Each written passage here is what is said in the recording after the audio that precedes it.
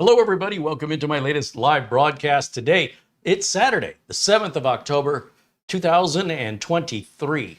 My name is CareyHolzman. It's the name of the channel. It's who I am. If you're new here, just thought I'd let you know that. Otherwise, if you're a return visitor, welcome in, welcome back. And we're going to continue on with yesterday's build where we prepped the motherboard. Prepping the motherboard means we install the CPU, the RAM, the storage, the operating system, the drivers, and BIOS update if there is any. And then that's pretty much 2-3 hour job right there while I'm teaching, right? If I don't have a camera on me, different story. And it's never a race. I'm not out to try to impress people. Whether or not people are impressed is really missing the whole point of these videos. These videos are here to teach those who are willing to learn. Some people already know more than I'm teaching, or they believe they do. Either way, it makes no difference to me. So just so you're aware, comments that are nasty or judgmental are simply removed. All comments are held for review in order to maintain the nicest community on the internet. I'm very proud of our community here. You'll see we have a lot of members in blue and a lot of members with the badge next to their name that are proud supporters here, so we can maintain our integrity as a technician and not sell out to some big corporation. And we also do everything in real life. We're not about theory. We're not about what we read online. We're about sharing real experiences. And we encourage you to join us if you're a kind individual and you'd like to share your experiences with us. We'd love to have you become a part of this community. It doesn't cost anything. Just hit the subscribe button. And as soon as you subscribe, you are able to chat with us and interact with everybody here in our live chat room. But if you're going to try and ruin it for everybody, you will be booted out faster than you can blink your eyes. I'm sorry that's necessary to say, but it is the internet. And so, you know, what can you do? Some people need babysitters. But we're not going to be those babysitters, nor will we ever. In the meantime, welcome back, all my friends, and thank you so much for hanging out with me on this relatively rare weekend show. I had time today. I wasn't sure if I was going to. And I told you yesterday, if I had time, I'd do the second part. There's usually 3 parts to a build video. The first part is the motherboard prep. Second part is installing everything into the case. And then the final shot, or the final part, is after I've done all the cable management, I will often just do a very quick, here's what it looks like complete before it ships off to the customers. A lot of times that little third piece is missing on builds that simply got started but never were completed. And that's why those third parts are missing. Why were they not completed? Because they were channel projects.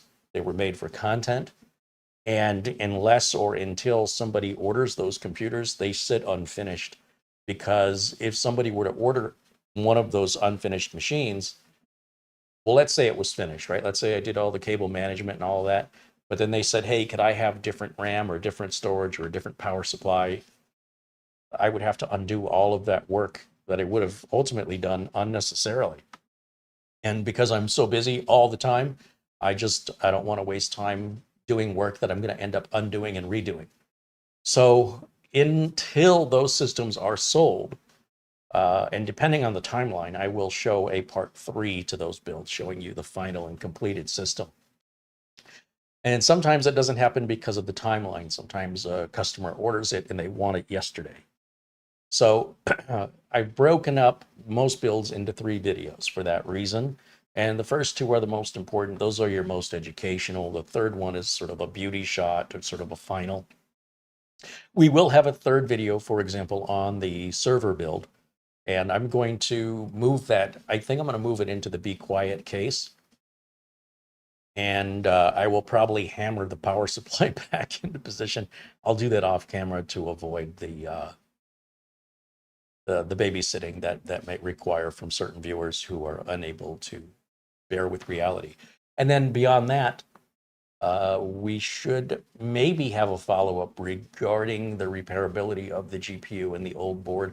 I'm not quite sure I'm that interested in repairing the old board, only because of how delicate it is. I'm not quite sure I'd ever have confidence in it. but the GPU is not that critical. If a repair doesn't stick, it's not a big deal.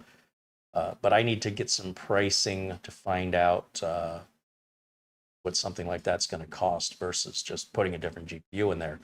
I appreciate the suggestions for some places you guys recommended to do that kind of repair. And I've reached out to a couple of them to get some estimates. I'm not interested in how long they're going to take, like they can take forever. I'm just interested to see if we can resurrect it. That's my goal.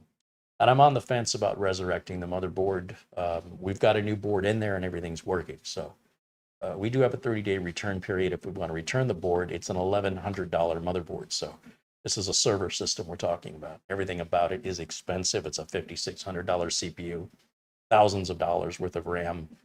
And we'd still have the little M.2 HyperCard to populate with 4 NVMe drives and add way down the line. So there's probably going to be a part 4 and a part 5, let alone a part 3 on the server build. And Patrick over at Serve the Home is like, do what you want with it. So, all right, that's what we're going to do. We also have a couple machines that are going out to folks that have ordered and are waiting. This is one of them. This is going to JP, and this is the 200R that he ordered several months ago and has had sitting at his house in a box unopened. And then he shipped it to me and it arrived perfectly, no problems. A lot of people think that Corsair has stopped manufacturing the 200R because some employee at Corsair told them that. Employees have been telling customers that for over 10 years. It's the weirdest thing. If you go to Corsair.com and you search their product catalog and you see a 200R in the product catalog, that supersedes, that overrides whatever an employee tells you. The catalog is actually what the company sells. Don't believe anything somebody tells you. Verify what you're being told. And so if you go to Corsair.com, search for the 200R, you'll see it's still a part of their catalog. They don't have them in stock. And when they come in stock, they sell out really quickly.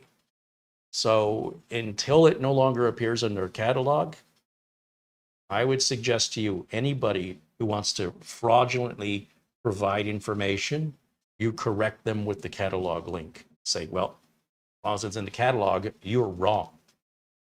And then maybe if what they're saying is true and it's just somebody at Corsair isn't keeping up with the catalog, which I sincerely doubt is the case.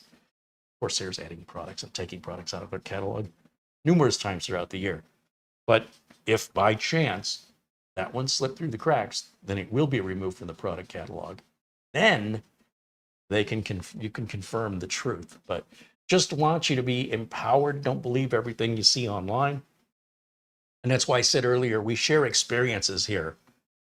Researchers and theorists and people who just study a lot online are kind of like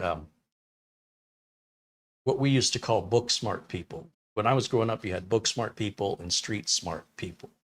And I always try to find a middle ground between the two. It's good to have the book smarts, but I think it's better to have the experience. Like if I could only pick one or the other, I'd rather have somebody who's, say I needed my appendix removed. I'd rather have somebody who's never been to school but has performed appendicitis or appendix removals, appendectomies. I guess that's the word. I would rather have somebody who's done it successfully over and over and over again with no education than somebody who's got even a GPA 4.0 but has never actually done it in medical. You know, in theory, they know how to do it, but they've never done it. You can have the theory guy. I'm going to the person who's actually done it successfully numerous times if I have a choice. That's just the way I am, right? I'd rather deal with somebody in reality than somebody in theory. And I'm here to bring to you reality of being a computer tech, what it's really like, and that all the stuff you see on YouTube is mostly, more than 98%, all enthusiast, hobbyist level. And almost 100% of the viewers are hobbyists and enthusiasts.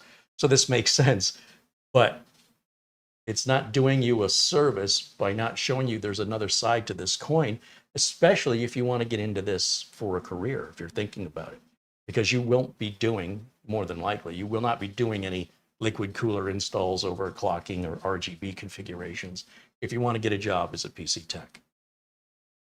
But you know, it's a fun job. I enjoy my job. I've been doing this professionally since 1991.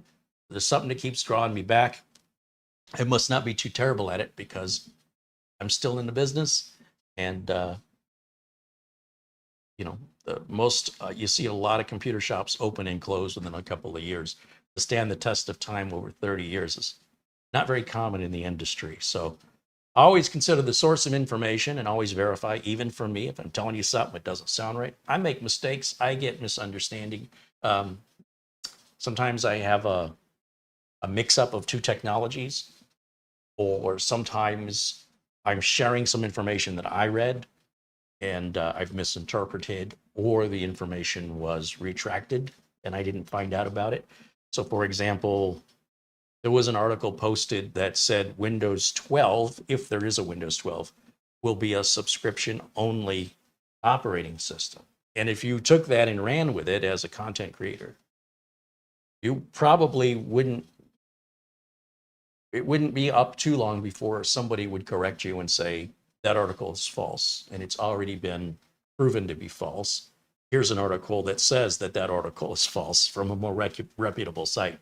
That there is no, if there is a Windows 12, it will absolutely not be subscription based. So thankfully, you know, I didn't jump on that story. I did not share that story on Twitter. So you just never know.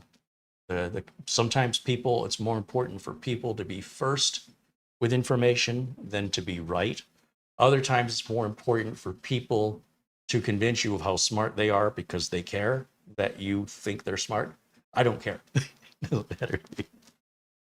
I have a job.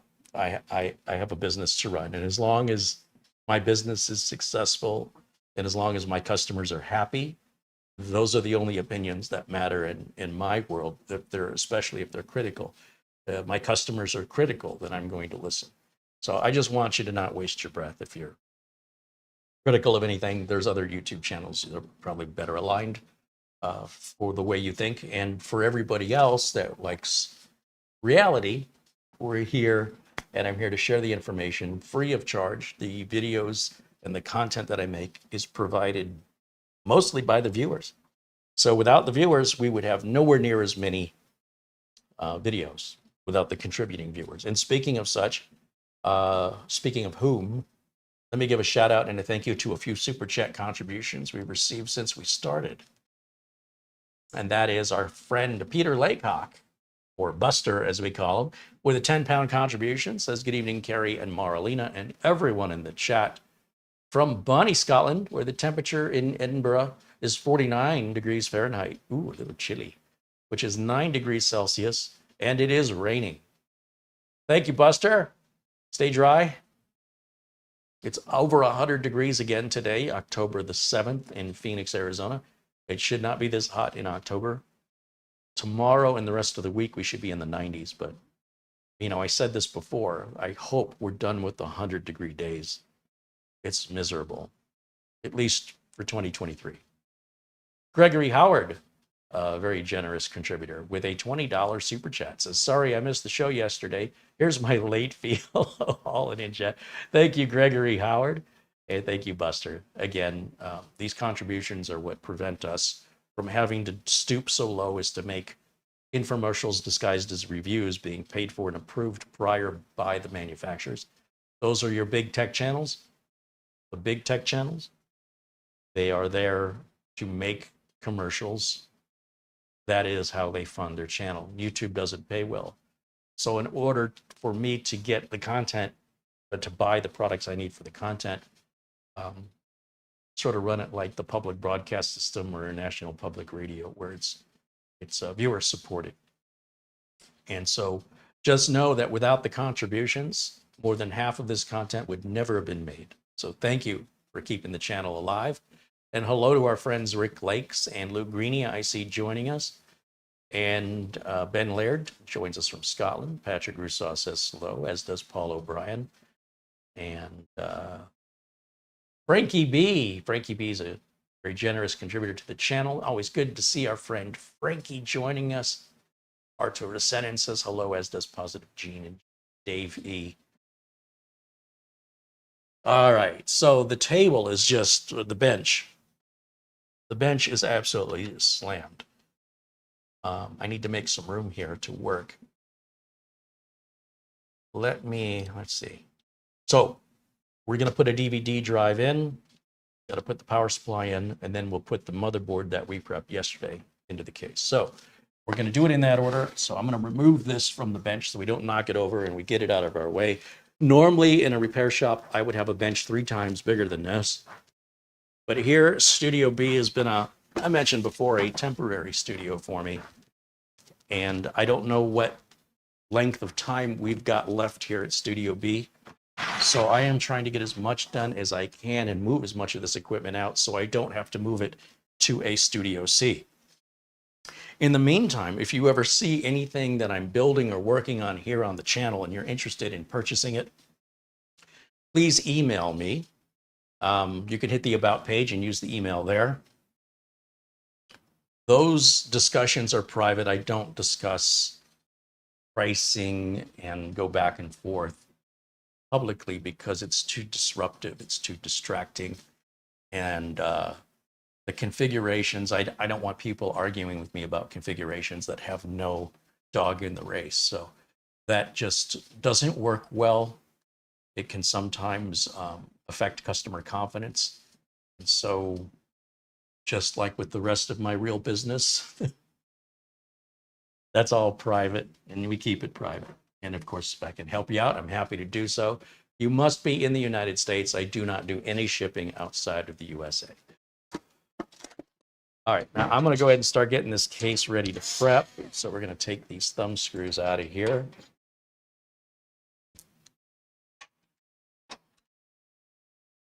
Yikes. We got a runner. George Ferrugia says hello. Old Man 55 says hello. Mark Gaines says, Carey, check your email. I will do that, Mark, in just a second. Mark joins us from Northern Ireland. We have viewers watching live all over the world. How cool is that? I remember when something like this would cost $20 a minute. Wasn't that long ago. And quality wouldn't have been anywhere near this good. So we'll take the panels off, get them off to the side where we're not going to down. There's the good old Corsair timeless design of the 200R. No case, windows, no RGB. This is a standard business class case, which my clients personally prefer.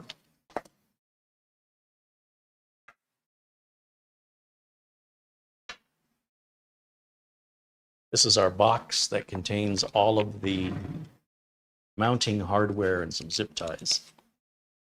Every case comes with its own mounting hardware because every case manufacturer decides which types of screws and which type of mounting mechanisms they're going to use. They are often not interchangeable. So what you end up not using, I highly recommend you put away so that you can find it in a year or 2 or 3.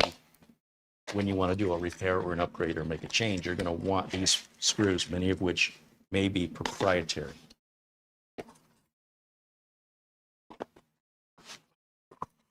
Did I get everything out of there? Yeah, I think I got everything out of there. That over there. All right, there's our nylon zip ties. And we've got some bags of screws here. If I get my glasses, I'll be able to read them. We have fan screws, which we're not going to use. These are for the front fan. I'm not putting a front fan. Well, there already is a front fan. We're not even going to hook that up. Let's see.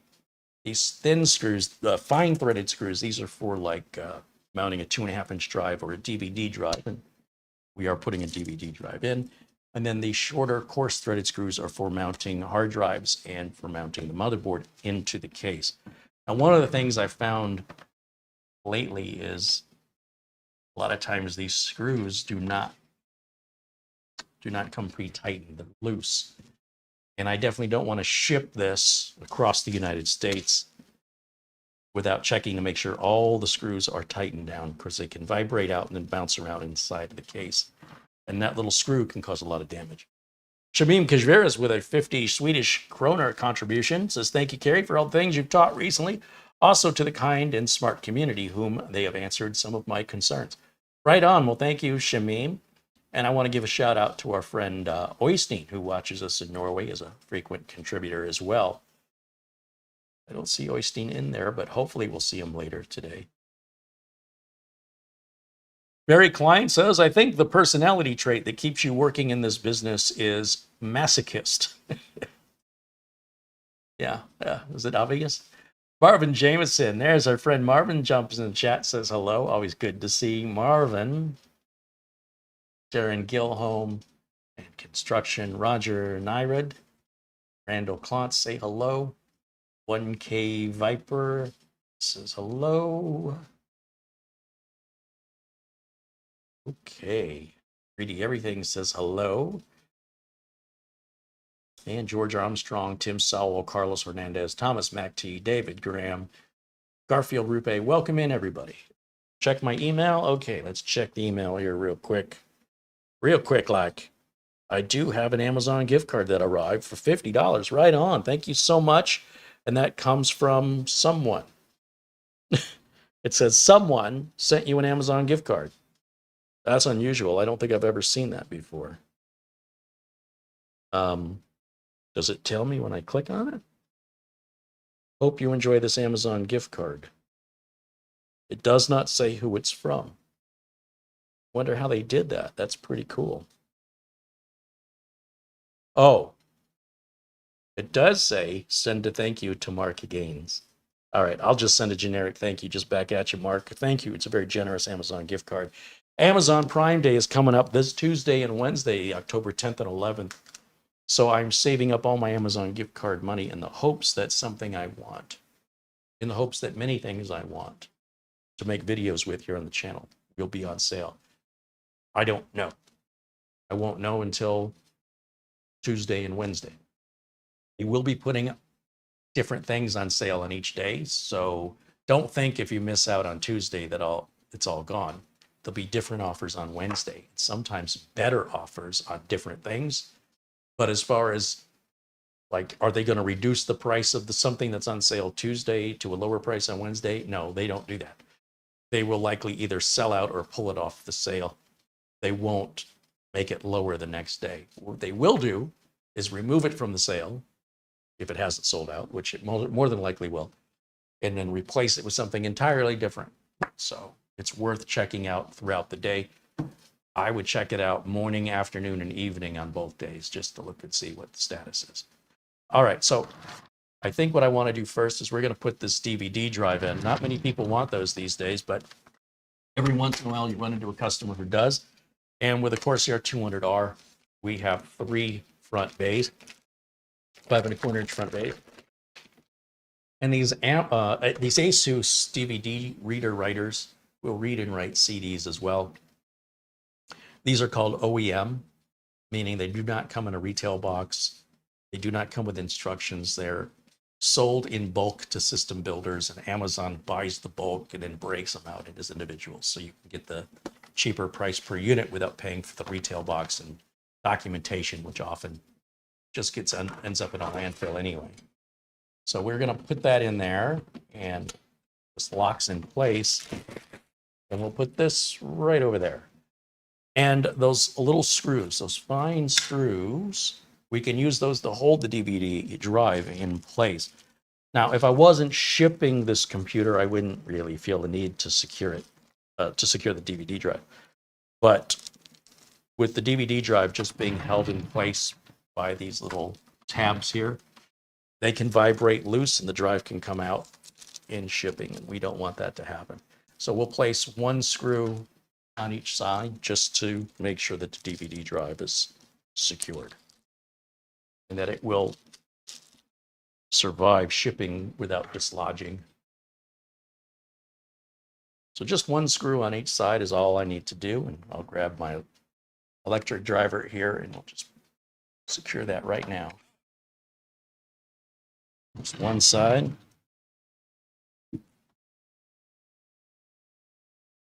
Does Amazon sell Teslas? No, only Tesla sells Teslas.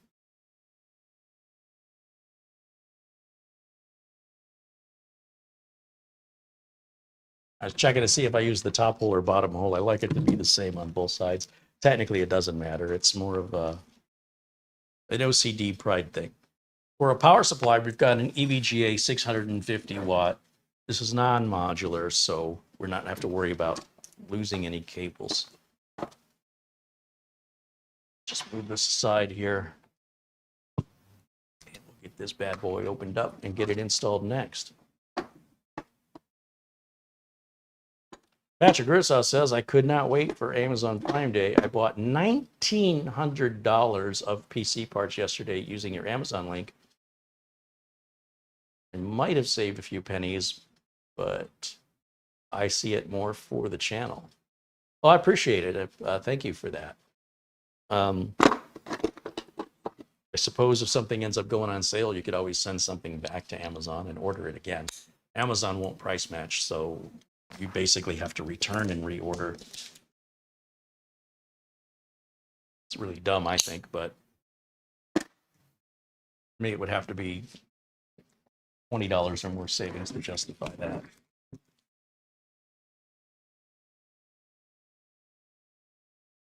Okay.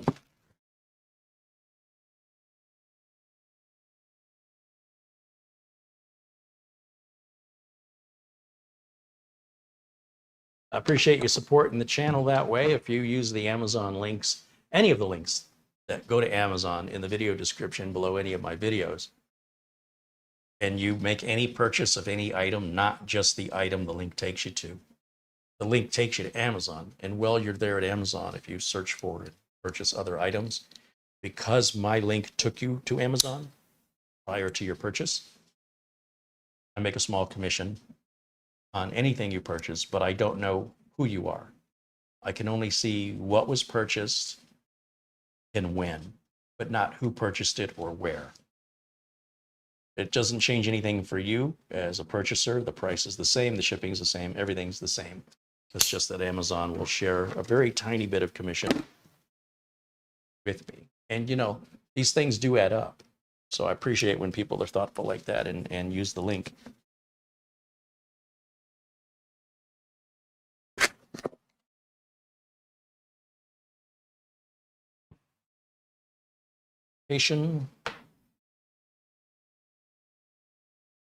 Screws for the power supply. Now, normally, I use the screws that come with the power supply rather than the screws that come with the case, as long as the screw color matches the case color. That's my personal preference. At the end of the day, as long as it's secured down, it really doesn't matter which screws you use, as long as they're the proper thread type. There's our power cable, which I don't know why they put in a plastic bag, but we'll set that aside. All of the documentation, power cable, anything extra will go into the empty motherboard box. And so the case will go back into its original box that it shipped in. And then the motherboard box is filled with all the documentation, spare parts, spare screws, anything we didn't use during the build, but may be needed at a later date. And then I make sure the customer has all that.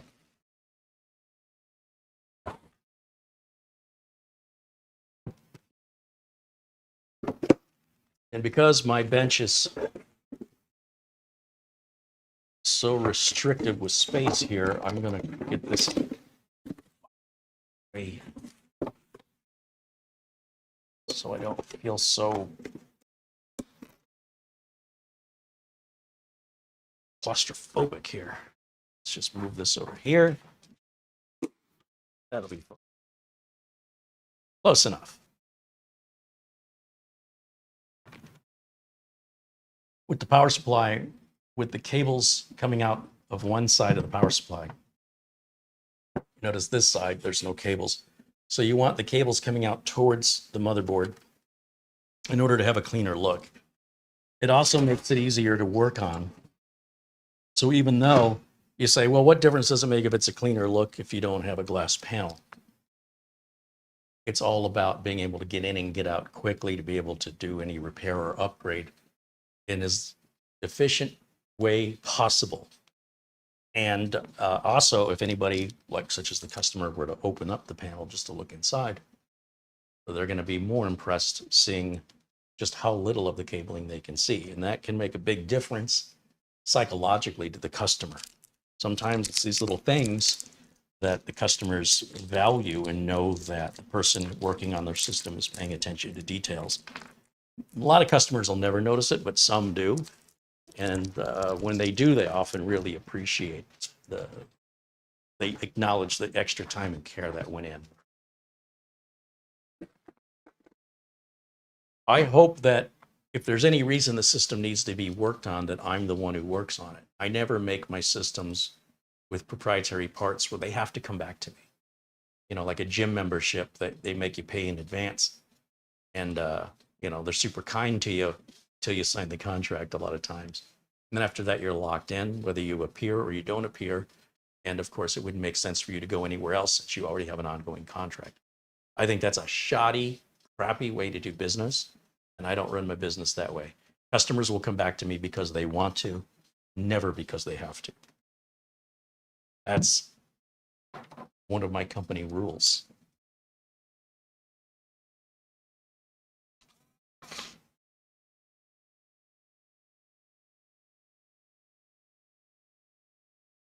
I'm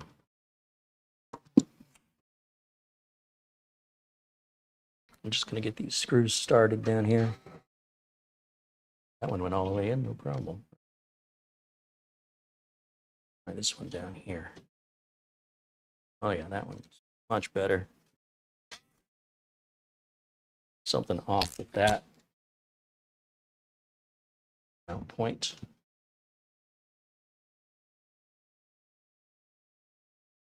So we put a screw here, here, here, and then offset from the corner about an inch. One screw in each corner. And then my screwdriver is set to a pretty light torque setting so that I don't accidentally strip any screws out. So with something big and heavy like the power supply being held in by these relatively shallow screws, I want to make sure those are secured in there nice and tight, because you definitely don't want your power supply to break free during shipping and bounce around inside of the case. That would be bad. Okay? Okay. All right. Let's see.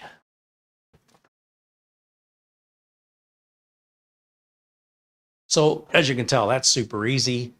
Just putting a power supply in and putting in the DVD drive. Now we can install the motherboard, and that requires me to lay the case flat. Left the documentation up here.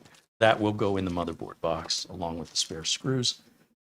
And a lot of times I would take this off of the, take the case off the Lazy Susan, because it can spin on me when I'm trying to work on it, and that's adds to a little frustration. Need to move this keyboard out of the way because I keep bumping it. Again, tight quarters here. Now I want to check and make sure that we have screws in all the right positions. Interestingly, Corsair has put way more standoffs than is what they used to. We have an extra standoff placed down here. That's not normal. And we have an extra standoff placed here. That's not normal. I don't know when they started doing that. So normally you get 3 across the right side, 3 going up the middle, and 3 going up the left side. And of course, right and left, from my perspective, it's opposite from your perspective. So I need to take a quick look at the motherboard and see where our mounting holes are. Once I figure out where I placed it.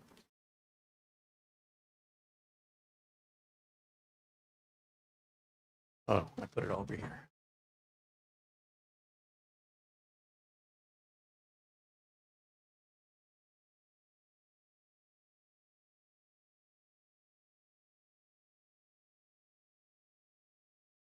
Well, interestingly, this board will use the extra standoff on this side of the board, but in the middle, it won't use the extra one here. So we're going to take that out. It's a 5mm standoff. I use a 5mm socket tool that ratchets to make my life a little easier.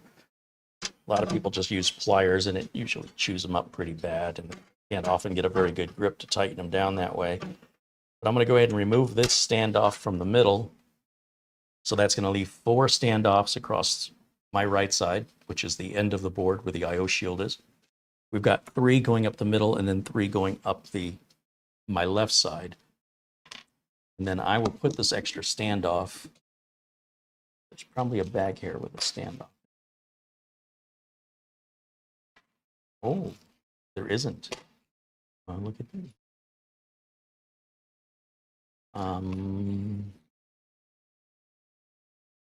We'll put it in this bag with the long fan screws, so it'll be easier to see it, to find it if it's ever needed.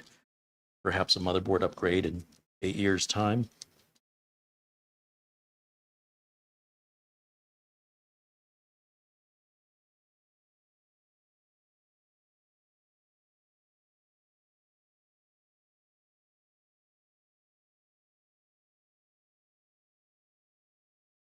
Mortant 1210 joins us in the chat, says hello. There's Douglas Burchell saying hello in the chat. Welcome in. 236 of you are watching live around the world right now. Don't need this anymore. And now I will grab the motherboard.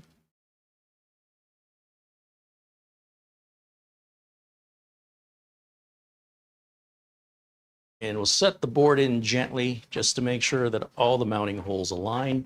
As you can see, I hold the motherboard by the heat sink. I don't touch anything electronic, so no anti-static strap is necessary. If you're not sure how to handle electronic parts safely, then you definitely want to wear an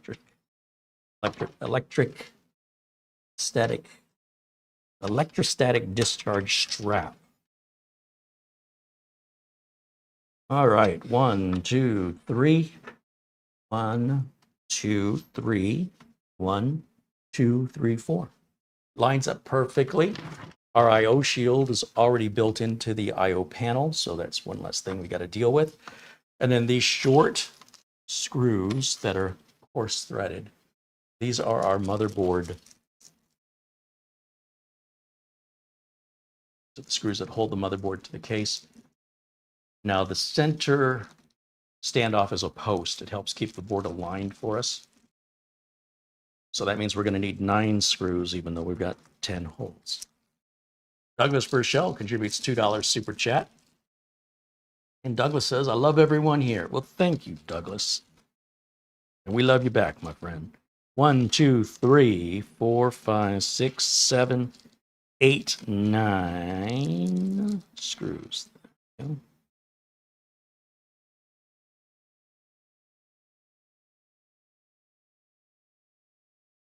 And I will grab my electric driver out. Just verify we're on that torque setting of 3. These screws don't have to be put into any specific order, nor do they have to be tightened to any specific torque setting.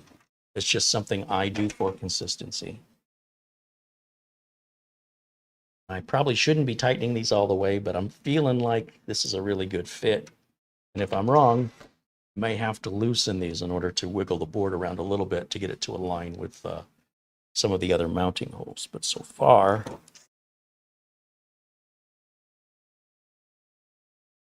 it's like a glove.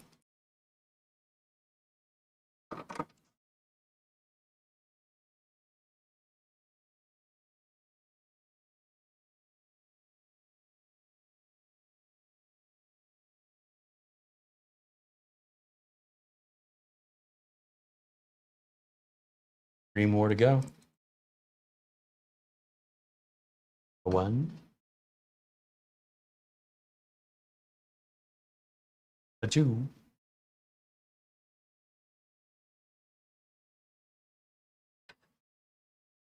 and a 3.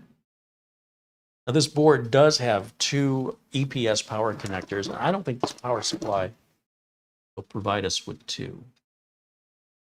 But I think we only need to use 1 unless we're overclocking.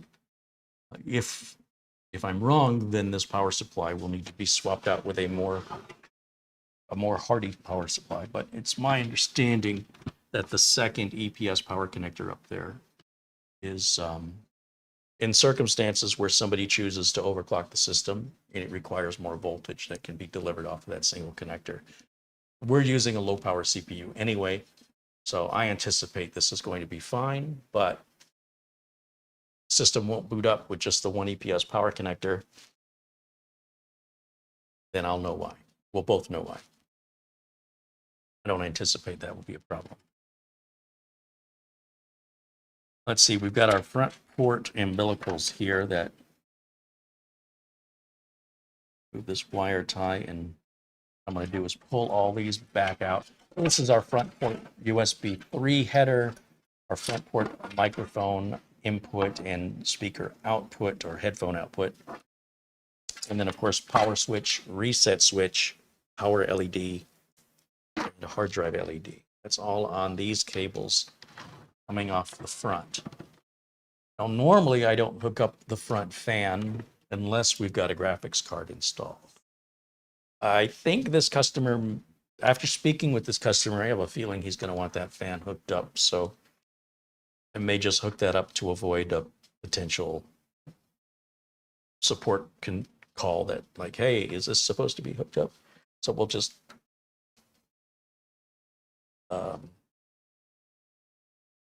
hook it up to be safe. But it's really unnecessary to hook that fan up. All it's really going to do is draw more dust in. We'll have a natural vacuum effect with the rear fan blowing air out that way. A natural vacuum will create to draw air in from the front, and we'll have all the air moving from the front to the back. We don't want fans in all different directions. We want our airflow to be smooth and eloquent, unobstructed as much as possible. Now, power cables, yeah. Let's see. There is no fan header for the rear fan up by the EPS power connector, which I'm accustomed to on gigabyte motherboards. So what I think I'm going to do is run this fan power cable here for the rear case fan. I'm going to run it out the back here. And I'm wondering if that will be long enough to bring it down and around through here. Ooh, piece of candy. You know what? It is just long enough to fit down there, way down there. The good news is, won't have to cable manage it because that is a taut cable. It's not too tight. It is just right. Anything more than that, and I would be concerned of the tension on the connector.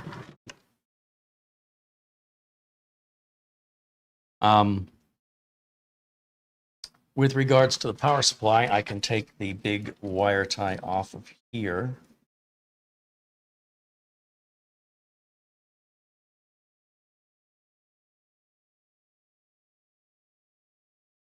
We always use a large wire tie on the power supply cables, and sometimes I'll save these and cut them and use them as temporary holding for cables that I will ultimately use a nylon zip tie.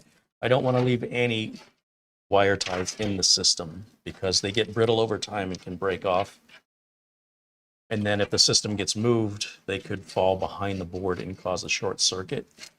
And then, you know, your system's running great for years and all of a sudden you see smoke come out. What just happened? All I did was move the computer to the other side of the room. It's very important you take those wire ties out if you're the one whose name is going on the computer and who's going to be called when there's a problem.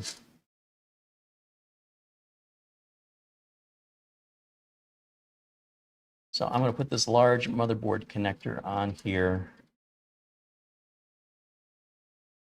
Let's see. Oh, just did this way. Got to be a little bit creative sometimes getting the cables in the right orientation for the socket. Now this motherboard does have a USB 3.1 header, but the case does not. So we won't be using that at this time. There are some front port USB control panels that can fit into these slots here if the owner of the PC decides they want more up front or they want to move a Type-C up front. Obviously, he's going to have a Type-C and a bunch of USB in the back anyway, and you probably want them. I mean, if it was me and most of my customers want most of the USB devices plugged in the back, unless it's something temporary like a flash drive. But things like printers, keyboards, mice, want to keep all that hidden out of the way instead of cluttering up the front. Leave your 2 front USB 3s. Most people don't need more than 2, at least up front. And if so, they do sell USB hubs and whatnot that can be installed in the front.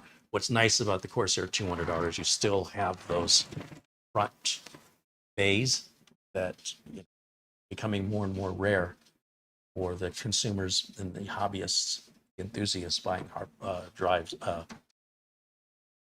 Words are hard buying cases today. It's very faddish. So, like I say, this case is a timeless design, and it will never look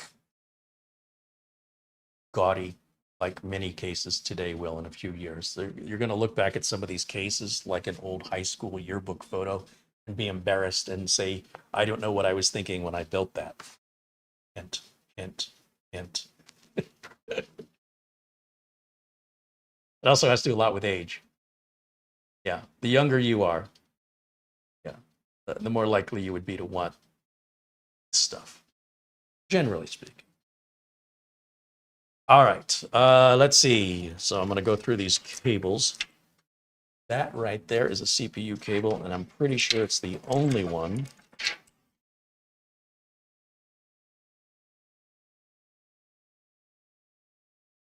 Can I sneak that out there? No, I'll bring it out through here. Out that way? Yeah, bring it out this way. Up through this corner. And using the Intel stock cooler, I'm not going to have any issue reaching the connector like I do when I install a Mugen 5 and a Corsair 200R. That big heatsink often gets in the way of reaching into that top corner. So this will be a pleasure to put this on. I don't think it really matters which one of these we use. There's some writing here. ATX 12 volts, -1 and -2. So -1 is on the left, so we'll use that one first. And as I mentioned, I believe the second one is only needed if you're overclocking, and even then, you'd need a K processor for that, and you'd likely want something higher than an i5, which is going to draw more power by default. 125 watts versus, say, 65 watts. So one should, in theory, be enough, but at the end of the day, what matters is the reality and the experience. So it won't matter what the theory is if the machine doesn't boot, okay? What I'm trying to tell you. You can try and use all the logic in the world, but it won't change reality. So I'm having a hard time seeing, so I'm going to grab a flashlight here.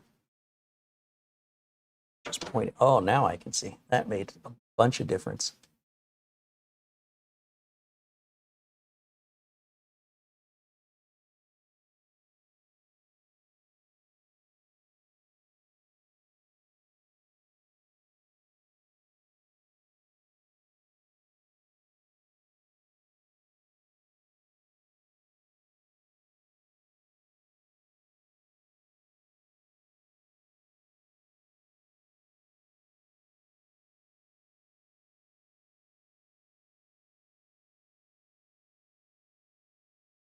Fortunately, EVGA did not make these 2 connectors where they can connect together. So I have to hold them together. There's nothing that helps keep them aligned. So as I get one seated, the other side starts to slide around. And when I fix the other side, then the other side pops out. A little frustrating.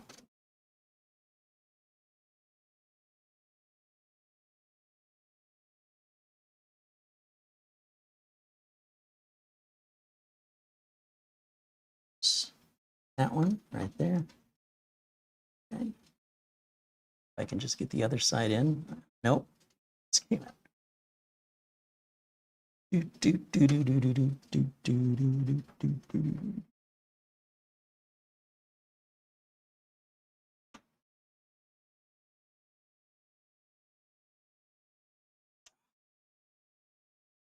did you do this to me, EVGA? Why did you not make these connect together? It's a very strange decision there. I'll tell you what I'm going to do. I'm going to just plug one in. Then I'll try adjusting the other side.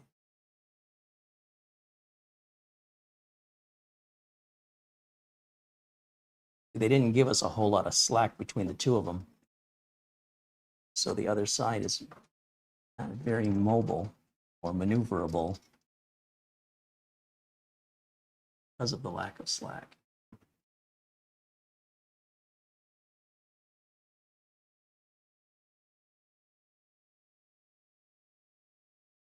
No, that's not going to work.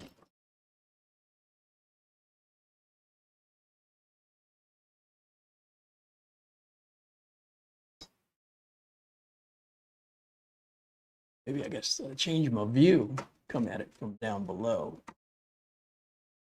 instead of looking at it from the top. That went right in that way. There we go. Okay. So coming around, we've got the two main power connectors to the board hooked up. Now we've got all of our front port umbilicals. And that includes our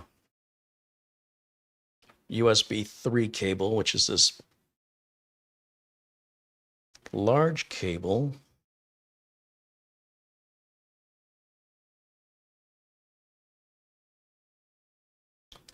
Let's see, where's this going to go?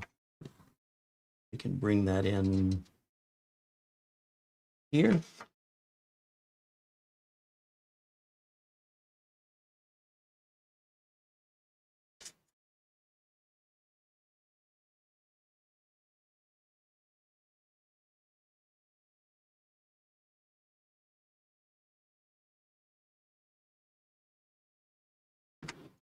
And then that connector goes on right there.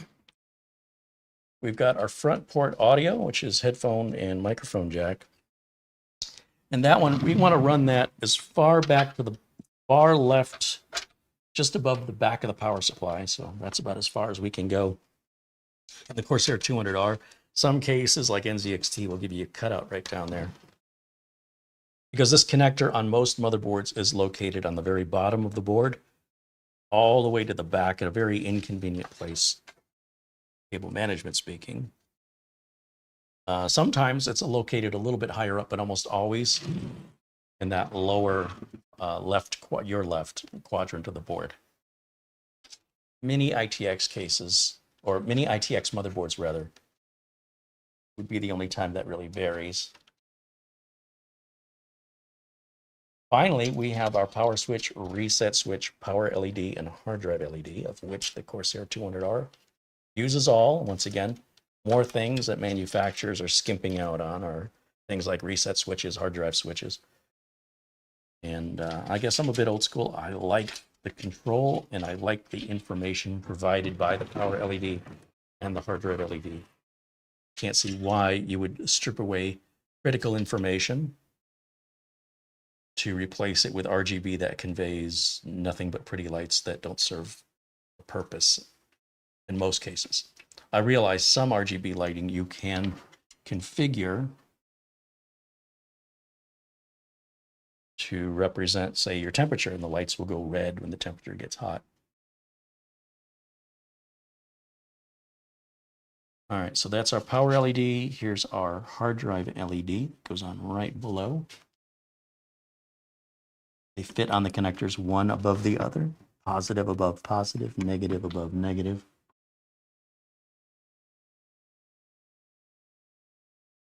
Really should have started with the hard drive LED first because the power LED sits above it and I can't see the pins then. So power LED back on now. And then finally, the reset switch and power switch. The reset switch is going to go on the next two pins beside the hard drive LED. And that's almost universal for all motherboards. Windows-based motherboards anyway. And then finally, our power switch, which goes directly above the reset switch and right beside the power LED. And then that's pretty much all our cable management. I'm going to take all these extra power cables that were, you know what? I guess I can give power to the DVD. Let's hook that up, get it out of the way. It's something that's easy to forget to hook up and then, you know, end up shipping it to the customer. Be like, whoopsie, forgot to hook that up. So if I hook it up now, it'll be there for me to cable manage later. And that, of course, will remind me I need to run a SATA cable. Right now, I'm going to take these extra power supply cables and I'm going to bundle them up.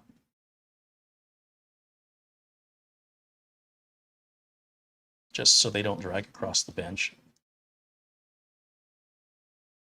It's a good reuse of that wire tie I took off. It will eventually be replaced with a nylon zip tie. Through the holes in the bottom of the case, I will secure those extra power supply cables down to the bottom.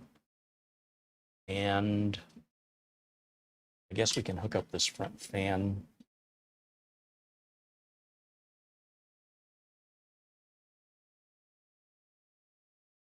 Let's see.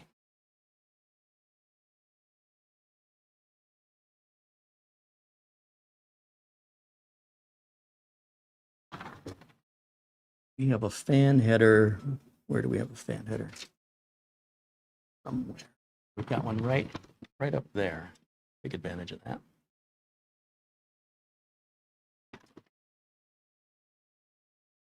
It's that right there. So that just needs cable management, but at this point, it should turn on and it should function. So let's give it a shot. This way.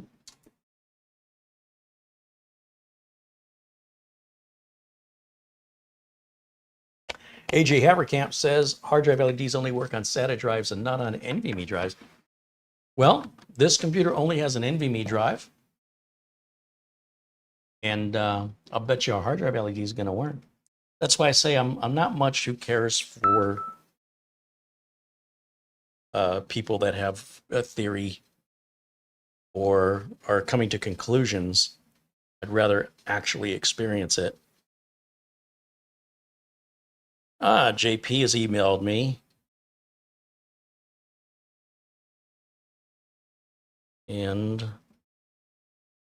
you decided to come back?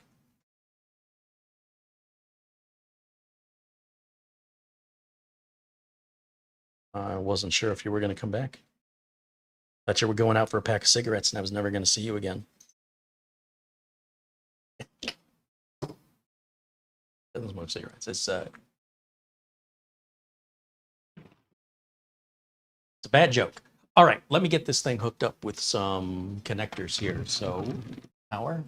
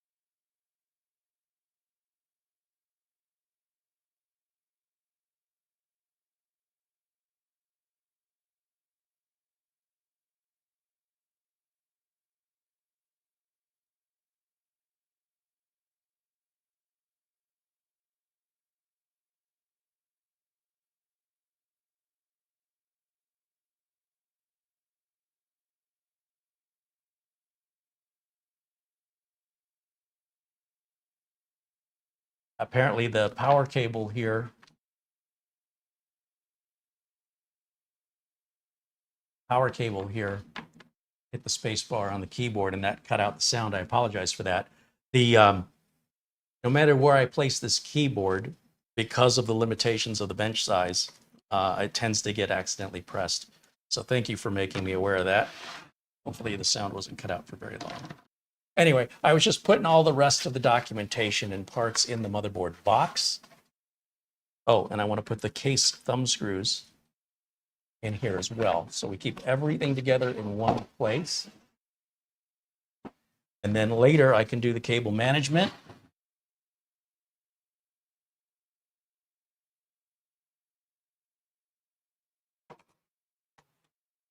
Where we will be using these zip ties. Let's put these with the rest of the short zip ties in this container.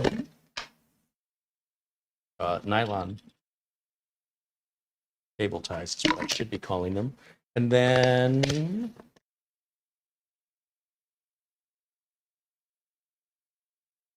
with these, get rid of these. Oh, right. So about an hour. Took me about an hour.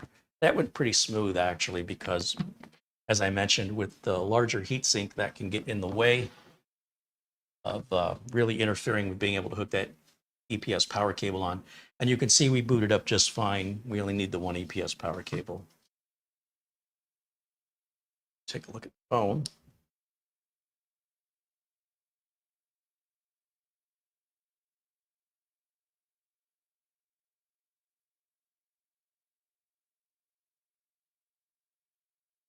And look like I've missed anything.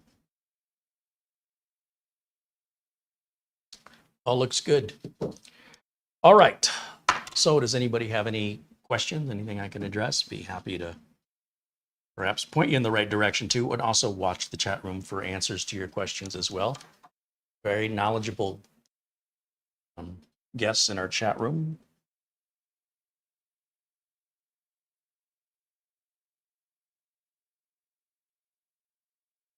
AJ Haverkamp says video editing benefits greatly from a discrete separate video card. Once again, you're 2 for 2 on this, AJ. Intel integrated graphics are performing way better. You should do some research on this because it's changed. I can render my videos out in 4K at about 75% faster than my RTX 3070 will do it. And that's pretty universal. So although I'm using Cyberlink Power Director, people that are building video editing rigs are intentionally building them with Intel cards, especially if you want to do things like AV1, but also just general rendering. General rendering is, in my experience, and I can show it to you live on camera, if we force Cyberlink Power Director to use that RTX 3070, it'll take 70% longer to render the same video under the same settings than using the onboard integrated graphics on the i5 13500, for example. So I'm not quite sure what kind of video rendering you're talking about.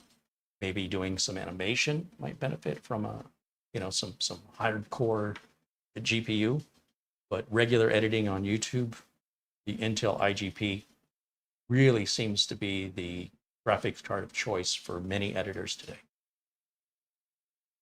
on YouTube.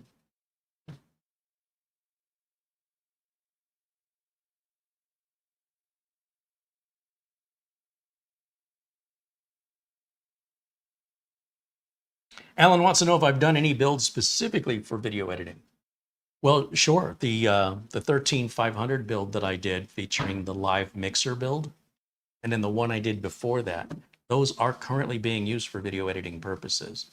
I've got one in the back office that I will render all my videos out at 4K on because it is the fastest rendering machine than any other computer I've got. So I've got computers that have high-end processors and high-end graphics cards. This is a mid-range processor, an i5 13500, running IGP integrated graphics processor on it. I have no incentive to lie to you. I'm not making any commission on selling this stuff. But do Google it and you can see that a lot of people building machines for rendering will leave a video card out of them. Maybe Hollywood stuff, you know, high-end stuff, but regular stuff like what we do on YouTube, I am so impressed with how tuned Intel IGP is. Certainly with the Cyberlink Power Director that I'm using. It's incredibly fast. It's the fastest I've ever seen.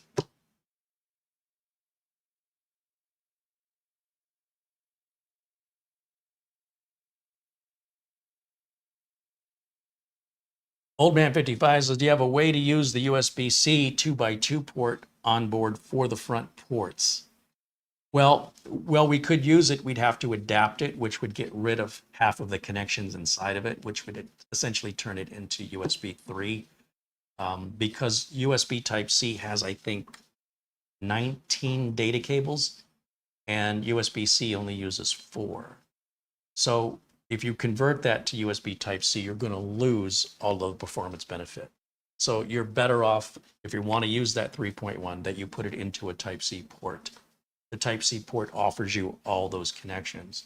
If you have to convert a Type-C port to a Type-A port, then you lose all of the data bandwidth benefits due to the number of cables that are involved between the two standards. You can Google it. You can look and see what the pinouts are. You'll see the USB Type-C is a bunch of cables, and USB that's Type A is only 4 cables.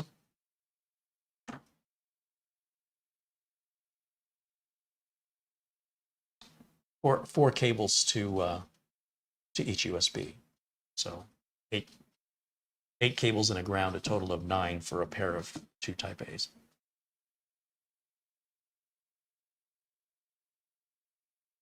No, I've not hooked up the SATA cable to the DVD drive yet. I will wait until cable management for that, because it's nothing I need right now. I just hooked a power cable up to it to remind me not to forget to hook the SATA cable up later when I do cable management. Alan says, Carey, you've benefited me immensely by recording those Subaru videos. Yeah, Subaru Mike, you know, it's fun for me to be the cameraman and not the talent at the same time. So Mike can focus on his job. And with my experience, I went to school originally to become a mechanic.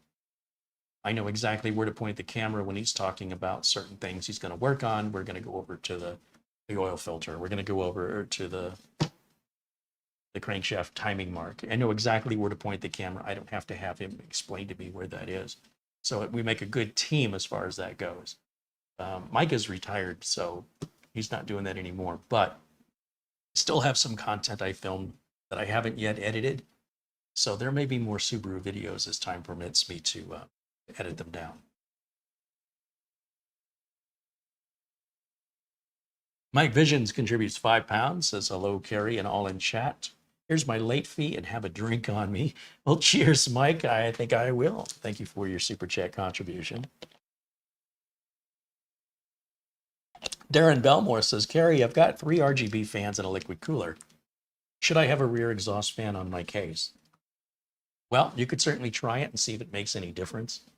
If your 3 RGB fans on your radiator are blowing air out the top or out the back of the machine, then no, you won't need an additional fan.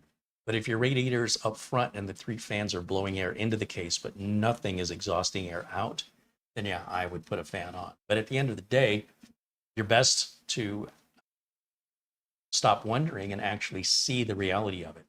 Nobody will be able to answer your question accurately other than you by simply adding the fan and comparing your temperatures before and after the fan. And then you can come back and let us know if it made any difference. But in general, you do want at least 1 exhaust fan. And if your radiator's mounted on top, then it's exhausting air off the top, then you're covered.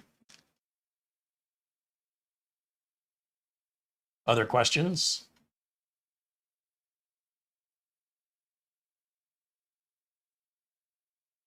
Timothy says, great video. Thank you. Well, thank you, Timothy. Thanks for hanging out with us today. Abdulazim Patel says, what's the difference between this board and the mixer board? There's a lot of differences between them. And if you'd like, you can go to the product pages and compare them side by side. I'm not going to list all the differences.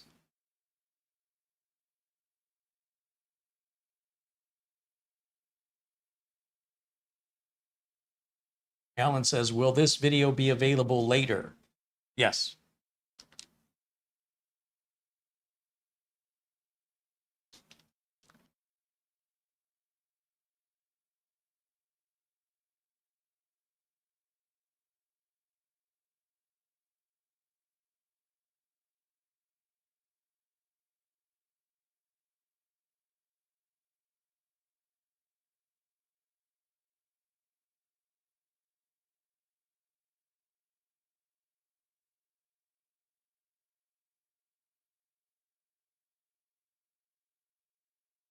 Bikeman said, is it a wise use of money to get my gaming HP Omen 15 battery replaced?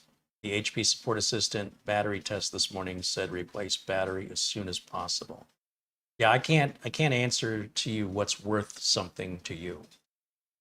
That is a subjective response or answer that you can ask 5 people and 3 will say one way and 2 will say the other way. At the end of the day, that's a decision you'll have to make based on how much a replacement battery costs, if you're using the battery at all anyway, and just how important it is to you personally.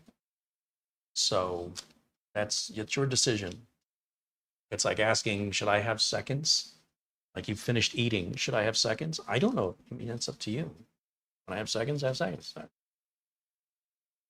Again, I want to emphasize the importance of doing rather than talking about doing, and especially things that involve essentially evaluating value.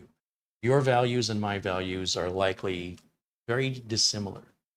So, I can tell you what I would do if it were me under certain circumstances. Under certain circumstances, I would, and under certain circumstances, I wouldn't. That's why a question like that, well, I do appreciate your questions. Questions involving value that are subjective are unanswerable except by the person asking. That's something you would come in and tell us.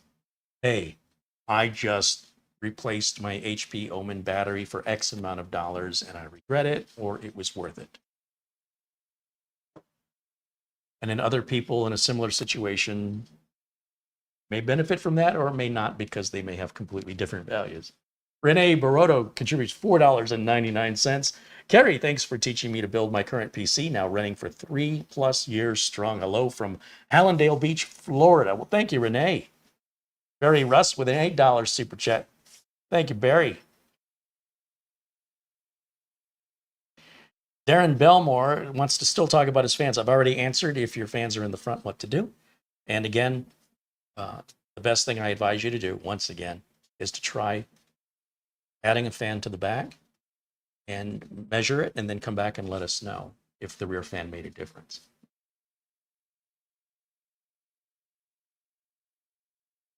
Roger wants to know, of the box of hardware that came with the screws, can it be used for storing unused screws and cables for later use? It fits nicely in the case. You sure could. Yeah, absolutely. Remember, I have to ship this, and in all likelihood, that box would break open well in shipping, and then all of its contents will scatter inside of the case. If this was being shipped locally and somebody wanted that stuff there, we could certainly put it there. For that matter, you could put it in a Ziploc bag and throw it at the bottom of the case down here if you wanted to. As long as the computer's not being moved, it's not going to hurt anything. But because there's not enough room to put everything extra, me personally, I like to have everything together in one place. I don't want to have the screws in the case and in the documentation in the motherboard box along with other items in the motherboard box that would not be practical to put in the case. Therefore, under my logic and my preferences, I put all spare parts in the motherboard box because you're still going to need those other things anyway. So at the end of the day, it's your computer. You do what you want. And I also have to be very, very conscientious of what can shift in shipping. And we definitely don't want anything in this case that doesn't absolutely have to be there, because that's one more item that could potentially break free. They can handle boxes, they being FedEx, UPS, USPS, DHL, they can handle these boxes pretty rough. So you don't want anything additional in there that we don't absolutely have to have, or that may become a liability for us.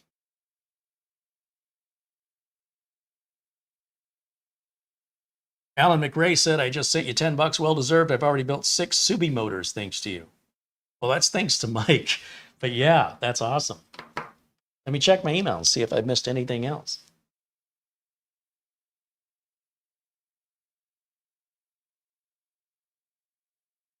Email. So however you sent $10, I didn't get it. But if you sent it in an Amazon gift card, those can take upwards of 10 minutes or more to arrive. If it's PayPal, I should have received it immediately. And you'll use my email address, which is my name, not the about email address on YouTube. The about email address, certainly reach out to that if you have any business inquiries regarding a repair, an upgrade, or wanting to buy any of the systems you see here on the channel.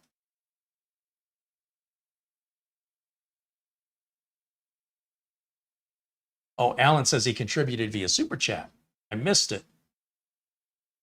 There. Okay. Thank you, Alan. My confusion is now resolved. Alan McRae contributes $10 in Super Chat. Thank you, Alan. We've had a few people send Amazon gift cards to the other email address. And I just want people to know now to send Amazon gift cards to the about email address. But do please use the about email address with any business inquiries you might have.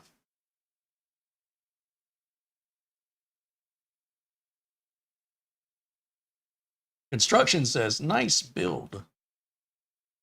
Katrina H says, loving the repair build. Yeah, we're going to get back to that repair as well. So we'll have more information and more video content on that because I'm going to switch it over. I think it's going to work in the Shadowbase 800 case.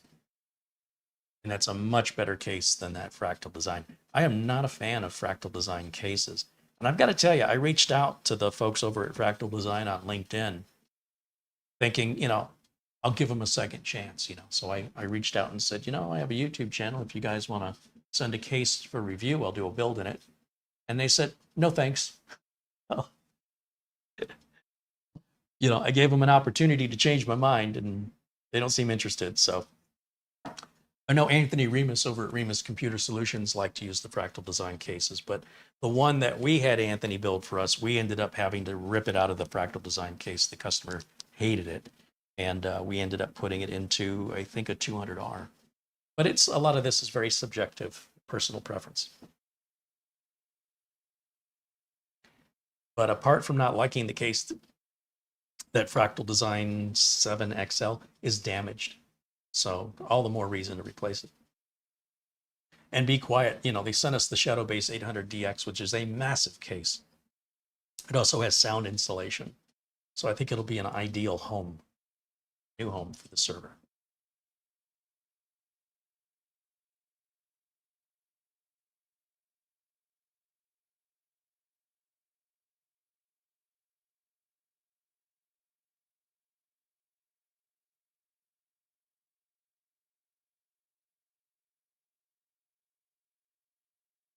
Looking to see if I've missed any other questions asked earlier.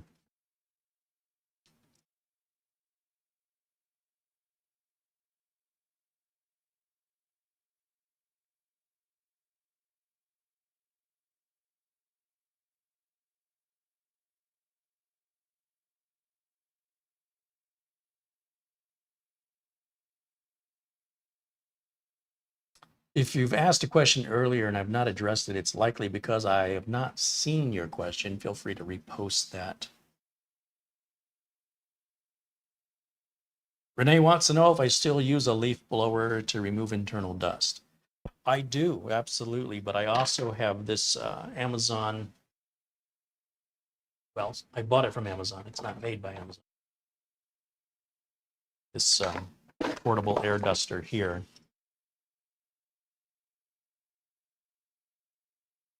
These are quite powerful lithium-ion battery. They last a good long time and much easier for me to take this with me to a customer's location than a leaf blower. Still recommend you take the machine outside, dust it out.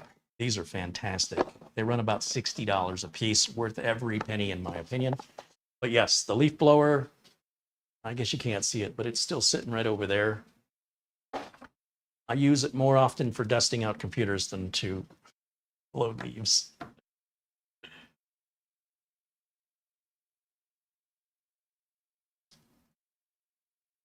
Trevor says you need to check the SATA port for the DVD drive to make sure it's not used by the NVMe drive.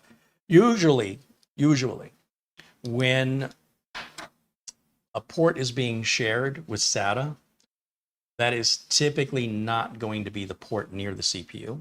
And also, it's usually the last port, ports 5 or 6, usually. Now, one real easy way to know is when I hook up the SATA cable, if I don't see the DVD drive when I power the machine on, and I click on this PC icon or the yellow Windows folder, then I know I need to simply unplug from the SATA port I plugged into on the motherboard and literally plug it into any other port. Because we're not using any SATA devices, you'd have to have some really bad luck to pick the one that gets disabled and also have picked the NVMe drive that shares that port with the SATA port.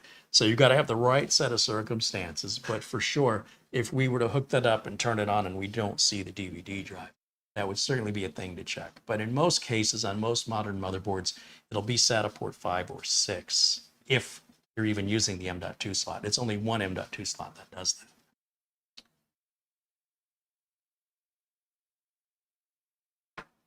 Steve in the chat room says he's looking for some advice on a mini PC, the Beelink 8-core 16-thread AMD Ryzen 7 5800H SCR5 Max, or the Beelink 8-core 16-thread AMD Ryzen 7 7735 SCR6, only for web browsing and media streaming. For web browsing and media streaming, there really isn't much difference between the two. You'd be fine with either one. That's my opinion, anyway.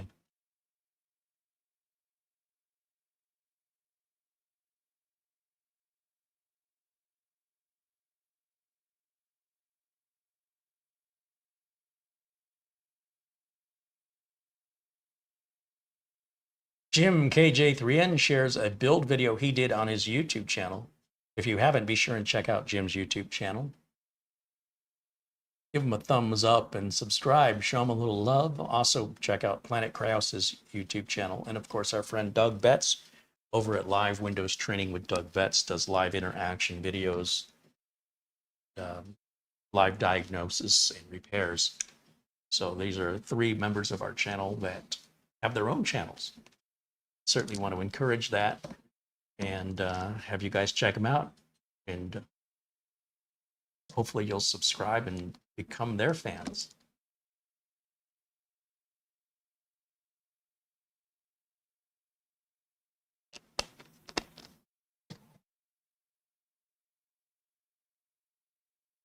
Techno wants to know what I would consider to be my most preferred case to build in. It changes over time because new cases come out all the time. And right now I'm really enjoying building in the NZXT H7. The H7 just has so much room to work in. The front panel connectors are all in one connector. The cable management tracks make cable management a breeze. It's roomy without being too big. Lots of room for the cable management, as I mentioned, and the cable management tracks. It's one of the fastest systems to cable manage. And it's very easy to get your hands in there to put whatever hardware you want in there. So for me, right now, as of October 2023, NZXT in general, but specifically the H7, I would say is my favorite. Now, with the business machines, I wouldn't use an NZXT case because they all have glass panels, and none of my business clients are interested in having a glass panel on the side of their computer. So for them, I use the Corsair 200R or the Cougar MX410 Mesh, non-windowed version, or the Corsair 110Q, or another, Be Quiet, I believe, has a case with no glass panel. Would also be acceptable. I am trying to introduce my clients to the mini PCs in the hopes that they will see the benefit of those and move away from the bigger towers anyway. So far, one client's on board. They're like, yeah, they're happy with mini PCs from this point forward. Another client is impressed by the mini PCs, but doesn't find them to be, they're worried they're going to walk away, stolen. They prefer the bigger PCs. And that's fine. I mean, I'm happy to build whatever they want. I'm glad that they gave it the time of day to evaluate it. And they said they were very impressed with the performance of the mini PC, blew them away. But still, they have sort of an emotional connection, I guess, to the bigger PCs. It makes no sense to me why somebody would want to keep the bigger ones. But they seem to think that they're more of a detriment to stealing. Somebody could come in and stack up 7 or 8 of those mini PCs and walk out the door. You're not going to carry 7 or 8 of these out the door, and you're going to have to go back in and out 7 times, which makes your theft means it's going to take longer. That's the logic they told me, and hey, who am I to judge? If a customer wants, it's fine with me.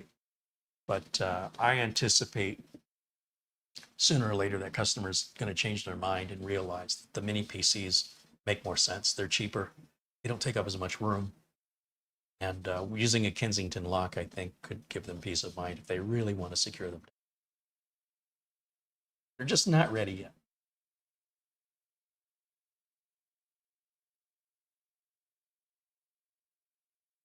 Michael Fogelstead joins us in the chat, says hello. Welcome in, Michael.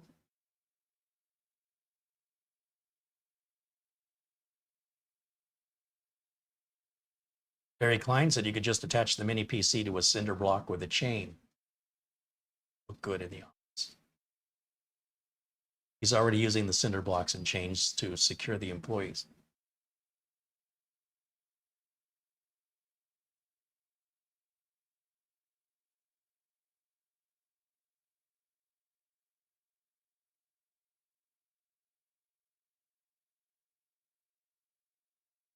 Steve in the chat says, thank you, Carey. We'll see what deals are on Prime Day. Great stuff. Yeah, I'm looking forward to hopefully finding some NVMe drives on sale. Maybe a CPU, maybe the Core i5-13500 will be on sale for under 210. Again, it's still been 247 for some time now. If they're on sale, I'll buy a couple of them because I think they're just the best bang for the buck CPU right now. Of course, the 14th gen CPUs will be out soon. I think they said October 17th is the rumor I've heard, but I'm not very excited about them.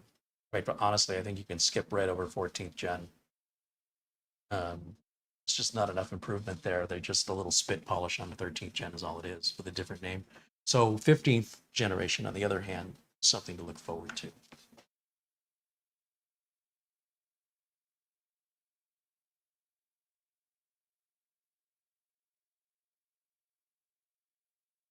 David Dix at Rock City PC said, I just did a few builds in the NZXT H9 Flow Elite. They were pretty nice to build in. They're more of a Lian Li 0-11 style, but great to build in.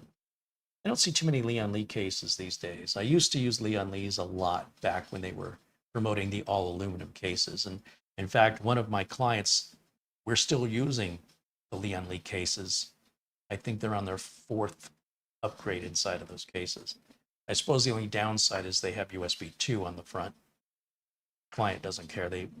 When they plug in flash drives and do data transfers, they're just moving a handful of files. So USB 3 is not important to them on the front of the case. And of course, the new motherboard that we put in there has plenty of USB 3 on the back. Shamim Kajveres wants to know, Carey, if I have a NAS device and I have lots of movies on it, can I play them directly from the NAS, or is it better to move the movie I want to see to the mini PC? Oh, play them directly from the NAS. Yeah, that's the whole point of having a NAS, as far as I'm concerned. You're on a gigabit network, you should have plenty of bandwidth. Even on wireless, you should have plenty of bandwidth to stream right off of the NAS wirelessly. Some NASs even have HDMI outputs where you can actually have the NAS doing the video decoding on its own processor. But yeah, just run it straight from the NAS. When I'm replaying, say, these YouTube videos and I'm editing them, it's right off the NAS. Now, if I want to render it out, then my preference is to have the file locally for faster rendering times. But if I just want to check it, I don't need to copy the file over. Now, that defeats the point of having the NAS.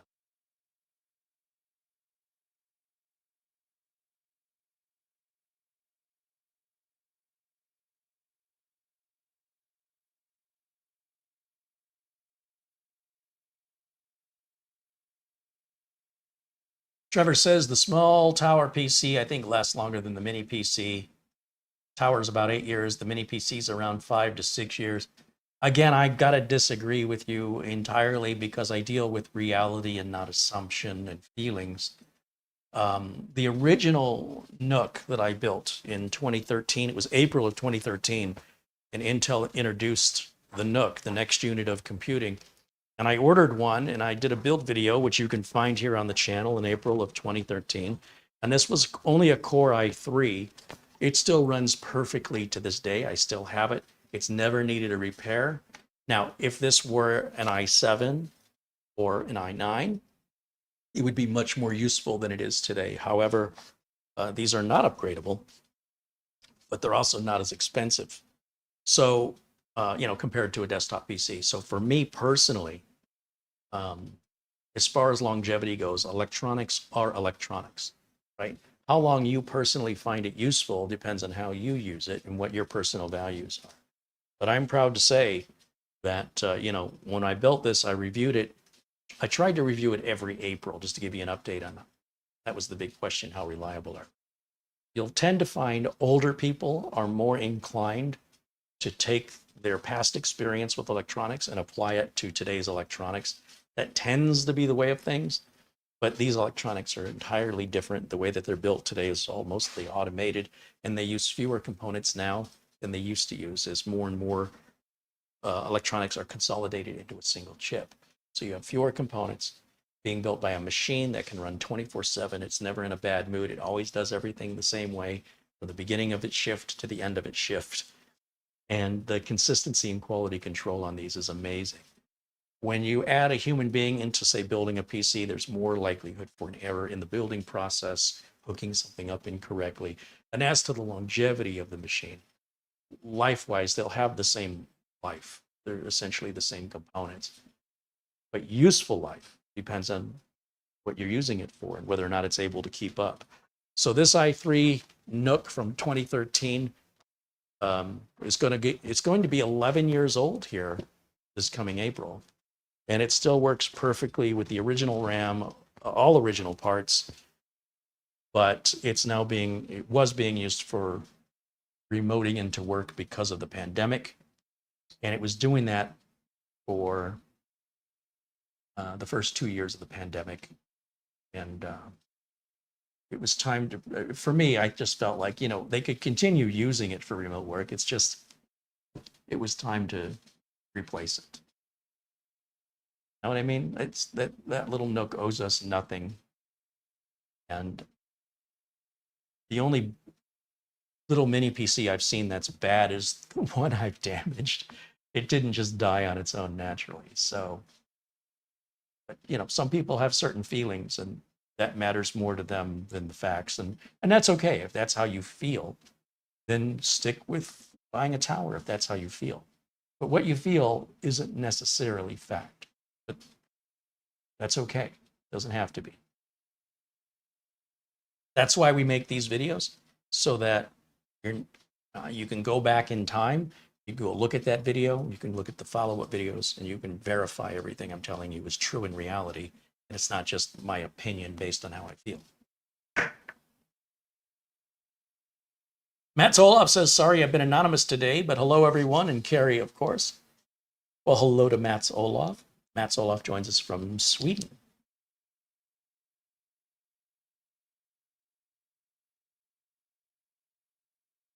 Polybius thinks mini PCs are e-waste.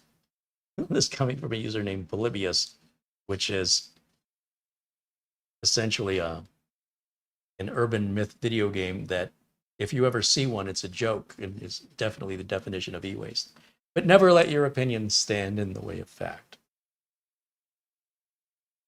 Some people just don't get it, and that's okay. Some people do, some people don't.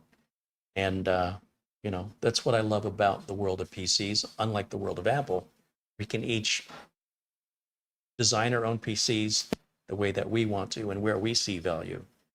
But just because you don't see somebody else's value, it's pretty rude to insult them. Crunk wants to know if I ever watched the show Mr. Robot. No.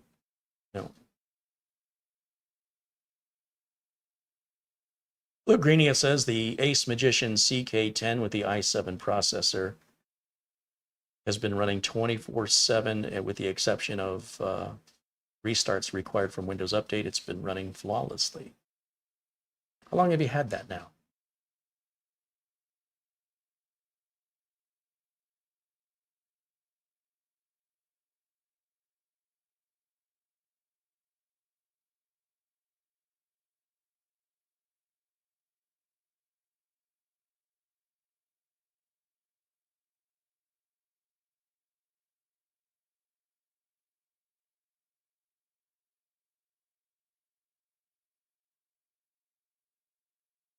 Lana Dro said, as my body ages, moving a big case is just too hard. A mini PC will hopefully replace my paperweights. Well, that's a consideration.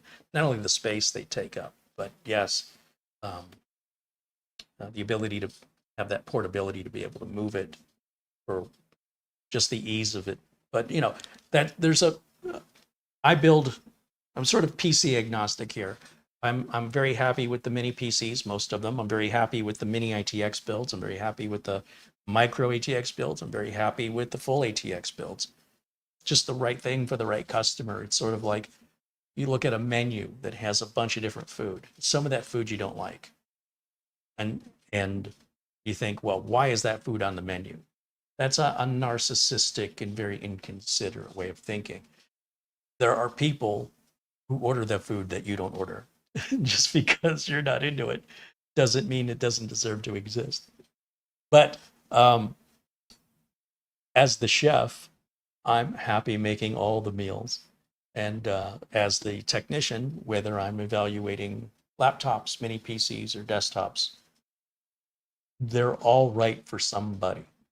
May not be right for you. But unless you're my customer, I'm not too concerned about what's right for you. Jim KJ3N said he's never done an ITX build, too tight for my tastes. Well, I'll tell you, that Tower 100 was very easy to work on. Probably the easiest mini ITX system I've ever worked on. Maybe the largest mini ITX system. The N-Case M1 wasn't bad to work on either, but that's an expensive case. It's a $240, $250 all aluminum case.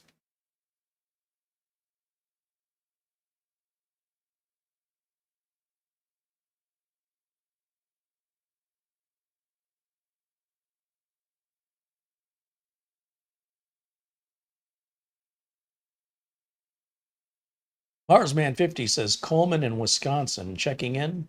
Caught a live one today. Well, welcome in, Marsman. Good to see you.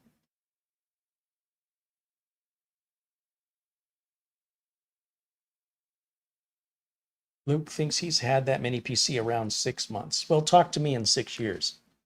I'm sure it'll still be running fine. I'm going to grab a cold Gatorade.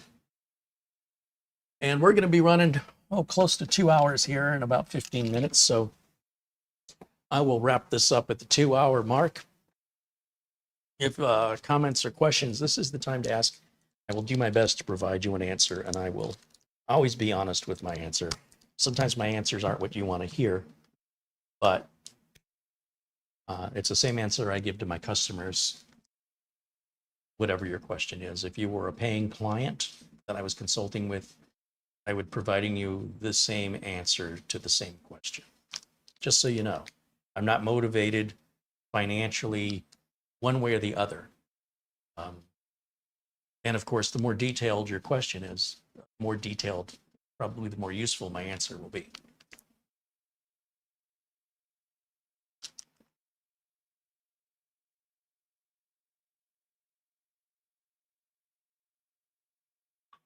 Monday is a holiday. I guess we're not going to, I think it's a federal holiday. Columbus Day, is it?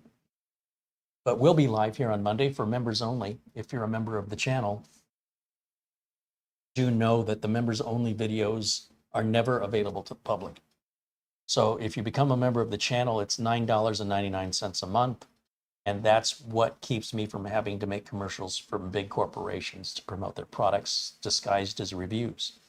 What the big tech YouTube channels do almost universally. And That's always Monday at 1 p.m. Pacific time. I have to decide if I want to change that when daylight saving time happens. Because in Arizona, we never move our clocks, not here in Phoenix anyway. So 1 p.m. Pacific time will become 2 p.m. Phoenix time. Because when daylight saving time hits in the fall, you fall back 1 hour. And since we're not adjusting our clocks, we never do here in Phoenix, when California rewinds 1 hour from their clock, we will then be an hour ahead. So let me know what you think. If you think I should broadcast at 1 p.m. Pacific time in the fall, I guess technically we're in the fall, but after daylight saving time hits here in the wintertime, we'll call it the wintertime. Or if I adjust, keep it at if I keep it at 1 p.m. Pacific time, that means I'll start an hour later here in Phoenix at 2 o'clock. Or I keep it at 1 p.m. Phoenix time, which will change it then to noon Pacific, 3 p.m. Eastern. It's the Eastern. Everybody rolls their clock back an hour. November 6th, I think it is, about this time next month.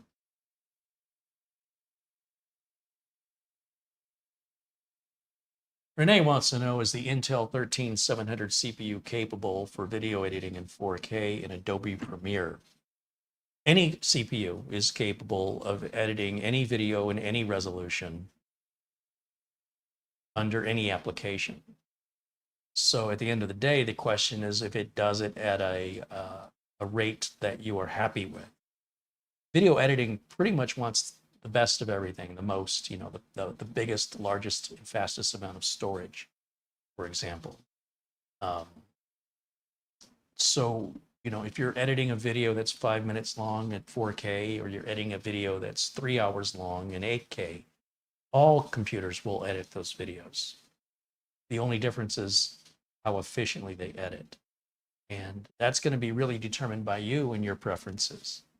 In my opinion, generally speaking, yes, it'll be fine, but then I don't know what you're editing if you've got a lot of overlays, special effects, transitions, all of these things that take extra processing cycles, as well as how many frames per second. You're doing 30 frames or 60 frames or 120 frames per second, et cetera, et cetera. All of these factor into a completely different amount of resources required to render depending on the length of the video, as well as the frequency in which you're going to be video editing. If video editing is something you're going to make a career out of, you probably want to get the best of everything. If it's just something you're doing as a side, you're just getting started, I wouldn't invest too much money because you might end up not liking it. Shamim says, Carey, it's cool you're using ASRock's motherboards recently. It gives me confidence for us viewers for future purchase. I like Gigabyte and ASUS, but ASUS is a little bit pricey. I find MSI to be the priciest. But you'll see that I will use an MSI, ASRock, ASUS, or Gigabyte boards, depending on what the need of the system is or what the need of the customer is. I think all four of those big brands, you really can't go wrong with them, generally speaking. I think the ASRock is the best deal for what you get for the money. Now, I did not choose this motherboard, rather the customer did. I recommended the live mixer board. Customer wanted some features that the live mixer board didn't have and did his own research and said the Steel Legend is the one he wanted. So for me, you know, it builds the same. Doesn't make a difference to me. Sometimes you'll have a customer that gets more involved in the build, as this one has. Other times you have a customer that's like, you know, whatever you think is best is what I want. That's usually what I get. A lot of times those customers who know what they want, they usually build their own systems, but not always. As long as the parts are compatible, right? As long as I'm putting together something I know is going to work with everything else we've talked about, customer can change whatever they want. They want a different NVMe drive or multiple NVMe drives. If they wanted to add a mechanical drive, you know, as long as we have a case that can accommodate what they want, as long as what they want is compatible, certainly more than happy to. But usually I'm recommending to the customers what will best suit their budget and their expectations that they tell me they're going to be using the computer for. But every once in a while, I'll have a more technically competent customer that wants to be more involved in those decisions, and that's fine with me, of course. I give them a little bit to think about when they're making their decisions. I say, well, consider these potential cons if you go that direction. I'm not trying to steer them one way or another. I just want to make sure that they have as much information as possible in order to make the best decision for them.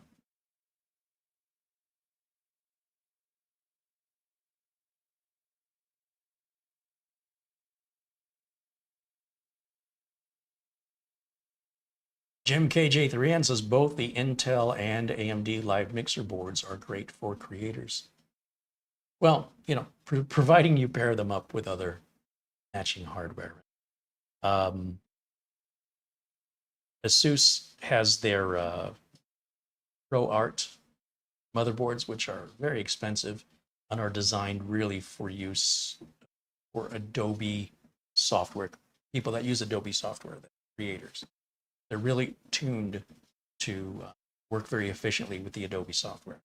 That being said, you don't have to use Adobe software on them, but that's who they're targeting for marketing the ProArt boards to. Gregory Howard contributes $5 in Super Chat, says, I'm going to call it a day. Good night, Carey and all. Well, good to see you, my friend. And hopefully we can get Gregory Howard's little mini ITX coffee machine PC. We call it the coffee machine PC. Finished up here soon. The good news on the mini ITX boards, or mini ITX builds rather, is they don't kill me on shipping costs. Not like these big guys. Actually, these aren't too bad. The Be Quiet cases are even bigger and heavier, and those are quite expensive for me to ship.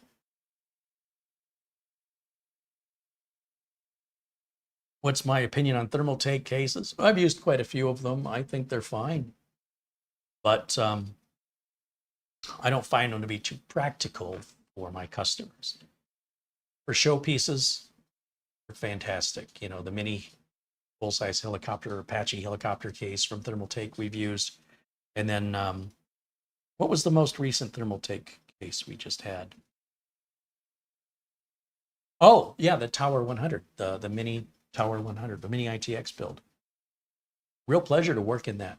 Never worked on a case that easy to work on a mini ITX system before. So I don't universally like all of Thermaltake's cases, but I like a lot of them. Of course, I don't like all cases from any manufacturer, Corsair or NZXT. I can't just spit out a name and say everything they build is great. Some just don't fit my value system, and others I find to be relatively impractical. So with all that in mind, there's probably a case made by every case manufacturer that I like, including Fractal, but I just can't think of one right now.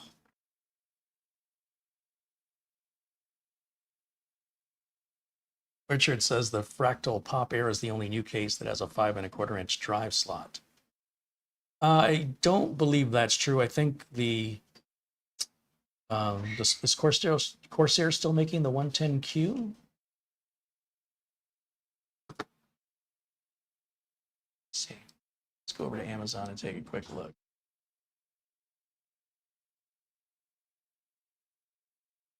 I also think Be Quiet still makes a case with a 5 1/4, if I'm not mistaken.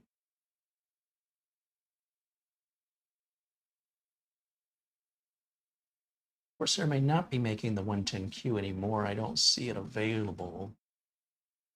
I know there's more than one case on the market, 5 1/4-inch.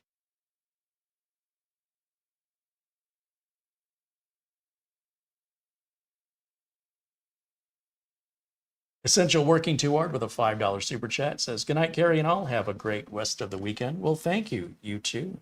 Thank you for supporting the channel. Let's go to Corsair's website and see if it's still in the catalog.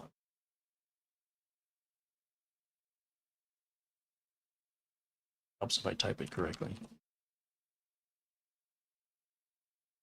I've typed it wrong twice. Third time's the charm. All right, I'll hit the magnifying glass. Type in 110Q, enter. Yeah, it's still in the catalog. $89.99. It's out of stock. But still in the catalog.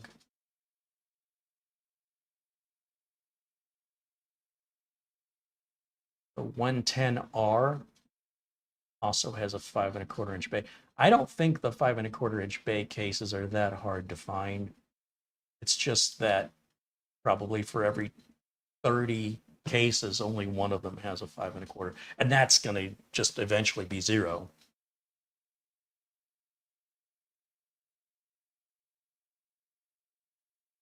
Dustin Fuller says, great stream, Carey, and good night all. Well, thanks for hanging out with us today, Dustin.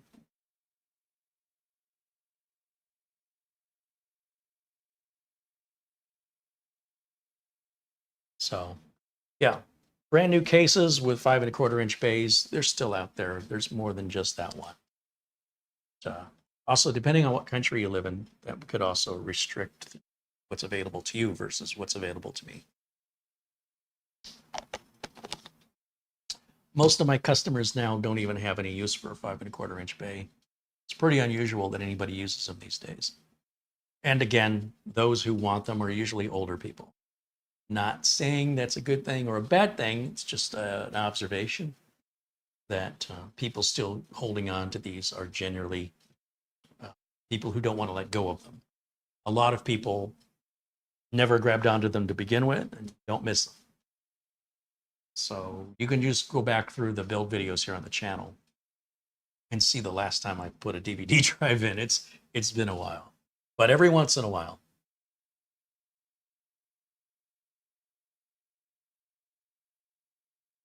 Barry Klein says old people, older people, people that are older. Wouldn't call them old people. What are you saying, you young whippersnapper? The older we get, I tend to notice the more resistance to change people have. It's a disease of age. You'll never find that. You very rarely will find that in a child. Child's always excited about new things. Once we latch onto something and we feel like we know it and we're comfortable with it, to become uncomfortable with something we're unfamiliar with, we become resistant to typically as we age. So I consider that a disease of age. Jim says to get off his lawn. Richard says, I collect movies and still make my own DVDs, but I am guilty of being old. I am not calling anybody old. I'm saying older people. Younger people generally have no use for a 5 1/4 inch bay. Generally. Now, how we define older and younger kind of depends on how you see yourself.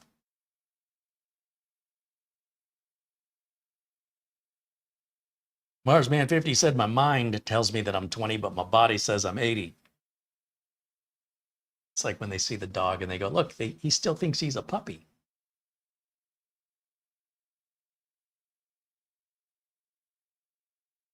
I'm just saying, if there's a crowd of people and you're in that crowd and I yell, hey, old man, and you turn around as though I called you, that says more about how you see yourself than it says about how I see you, because I never said I was talking to you. You came up with that all on your own. I'm just saying. Patrick Russo says, us older people like to be referred to as recycled teenagers. Gosh, I hope not.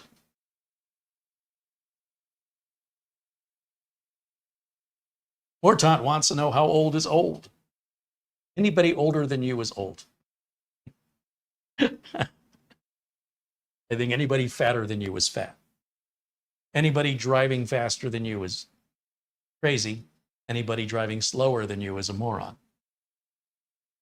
Pretty sure that's how it works. Gregory Howard said he's 72, soon to be 73. Well, let's hope so. I hope you're not going to jump from 72 to 80. But that would be the next number. I have to say, you know, the attitude, there's a certain attitude that I've observed with age. There's a carelessness and an immortality attitude that tends to affect people under 20. The decisions they make and the consequences that they can have, generally speaking, are very different than somebody who's middle-aged or older. They tend to be a bit more cautious. Maybe they've been bit a few times in life, burned a few times, if you will. And as a result of those, perhaps as a result of those carefree teenage days, you're tired of getting smacked around, you're a little more cautious.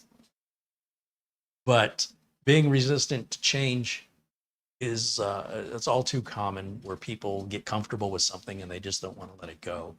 That's a very difficult attitude to hold on to with technology, because hackers love that. You make a hacker's job so much easier, old outdated stuff, because they'll be using the latest and greatest stuff to hack you.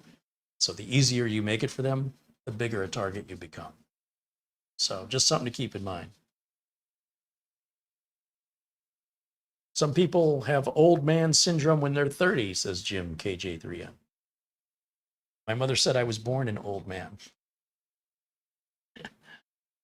Immediately, I was like, my first words out of my mouth were, "Get off my lawn."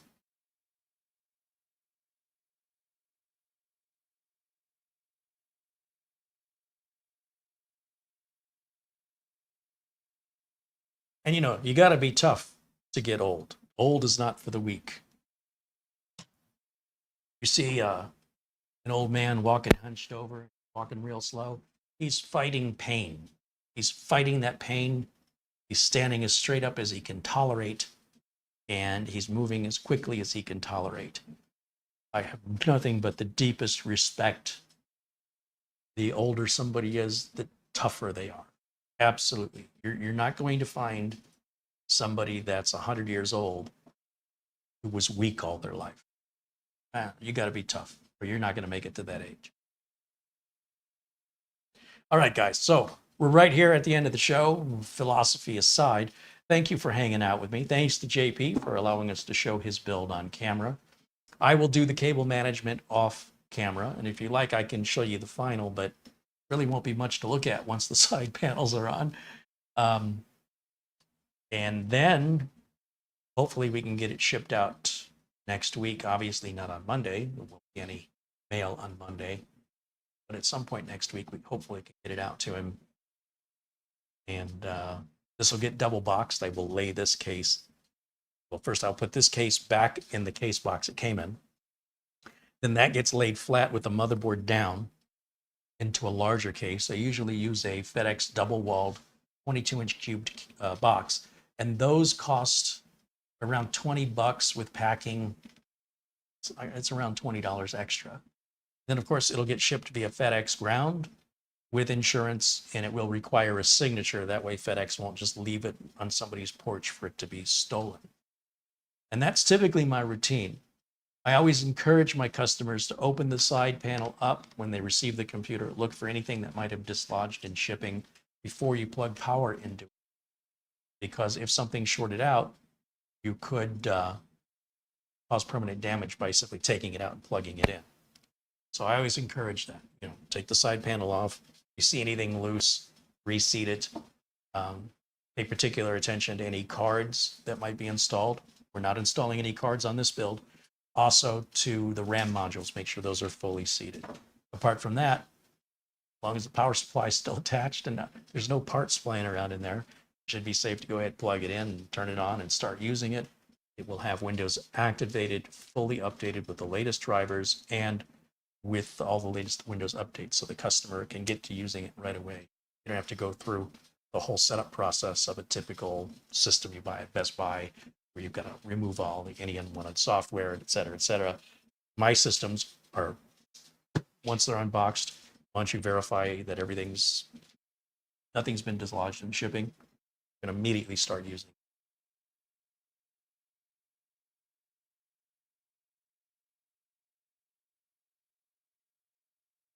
Slug says, cool build, Carey. Well, thank you, Slug.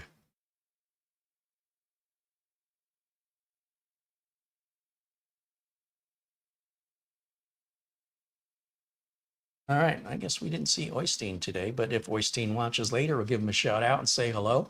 And another shout out to our good friend Buster.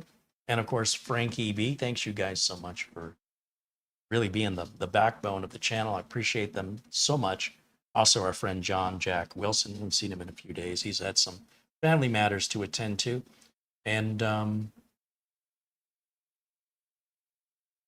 countless others who I could spend the next half hour naming. But I will once again say thank you to the contributors during the super chats during today's show. And that includes Essential Working Too Hard, Gregory Howard, Barry Russ,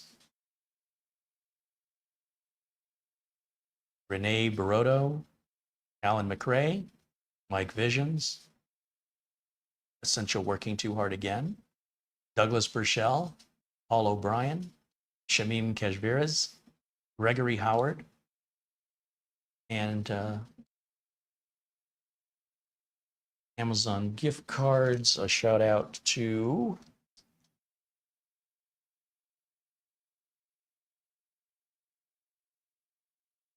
Mark Gaines,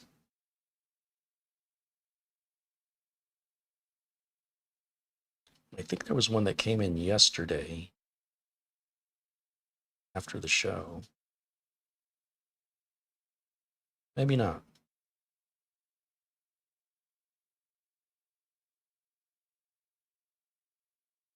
Hopefully I got everybody. Oh, Richard Palmentier. That's who. Thank you to Richard Palmentier for the Amazon gift card that was sent yesterday after the show. All right. I knew there was one I was forgetting. Thank you guys for hanging out with me on this Saturday. I hope you have an enjoyable rest of your weekend. I don't think I'm broadcasting tomorrow. I will be live on Monday for members only. I hope if you're a member, you'll join us at 1 o'clock Pacific time on Monday. And then Tuesday, I think I'm live back with that server to move it into the Be Quiet case, but I'm not, don't hold me to that. I'm not sure yet. And again, thanks to JP for ordering the system from me and allowing us to build it on camera. I'll wrap it up for me for today. Thanks for hanging out. Thanks to Camera Girl for doing the thumbnail and video description in today's video. Thanks to all of you for hanging out and being the cool people you are. I'll see you all again very, very soon. And until next time, bye for now.